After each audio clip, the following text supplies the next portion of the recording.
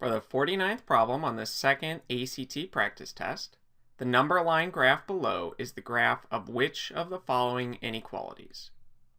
Now, before we answer this specific question, let's look at a similar example.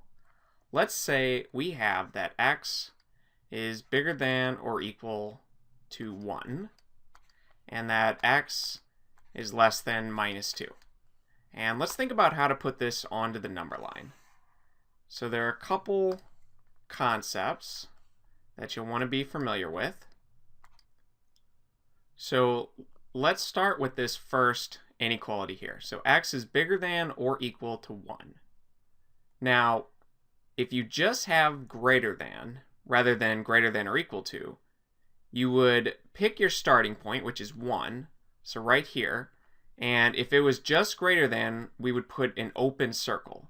But since it's greater than or equal to, we'll draw this with a closed circle here.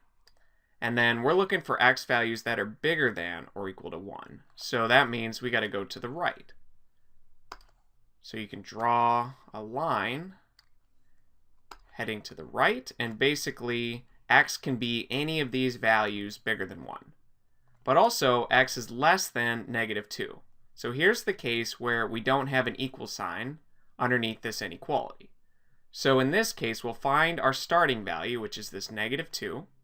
So right here, and we'll put an open circle. So we don't fill this in to denote that -2 is not included in our solution set. And x has to be less than -2, so that means we're talking about these larger negative values. So we can draw our arrow in this direction.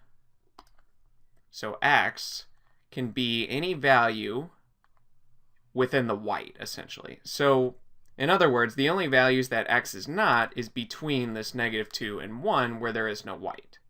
But also x can't be -2, but it can be 1. So with this in mind, let's now look at our example. We're told that essentially x is bigger than 3, so values like 4, 5, or 6 would work. And notice that the circle here on 3 is filled in. So that means we have a greater than or equal to for this inequality. And we know that x has to be bigger than or equal to 3, since we're dealing with values to the right of 3. Now, looking at this other side here, we know that our starting value is at -1, and we have a filled in circle here. So that means we're dealing with a less than or equal to.